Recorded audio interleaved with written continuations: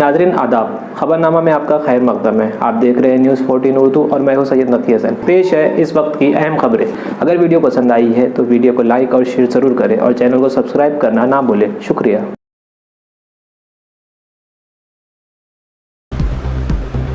कर्नाटक में अब board exam के दौरान भी हिजाब पर पाबंदी, प्राइवेट स्कूलों पर भी लागू होगा कानून।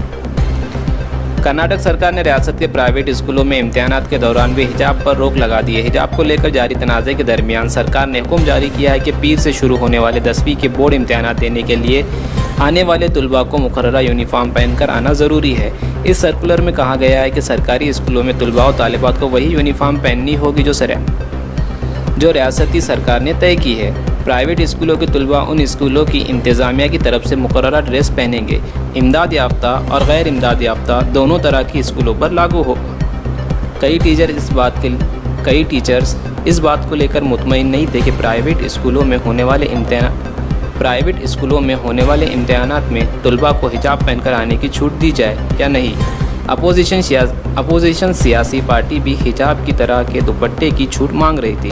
कर्नाटक असेंबली में अपोजिशन लीडर सुधारमैया ने हाल ही में कहा था कि स्कूल के अंदर तलबात को यूनिफॉर्म के रंग का दुपट्टा पहनने की इजाज़त देनी चाहिए। मुस्लिम लड़कियां दुपट्टे से अपना सर ढकती है, इसमें गलत क्या है। इसके बाद कर्नाटक के प्राइमरी एंड सेकेंडरी एजुकेशन महकमे के अंडर सेक्रेटरी वी श्रीनियू एस मूर्ति के दस्तखत से जुमा को सरकार ने सर्कुलर जारी किया। इसमें सरकार ने 5 फरवरी के पिछले हुक्म का भी तस्करा किया है, जिसमें स्कूल में हिजाब पहनने पर रोक लगा दी गई थी। साथ ही कर्नाटक हाई कोर्ट के इस फैसले के बारे में भी बताया गया, जिसमें इसने स्कूली यूनिफॉर्म को लेकर सरकार के इस हुक्म को सही ठहराया था।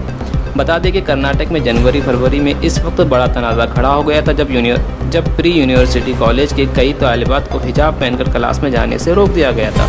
इसके बाद रियासत ही नहीं, कई रियासतों में लोग सड़कों पर उतर आए थे।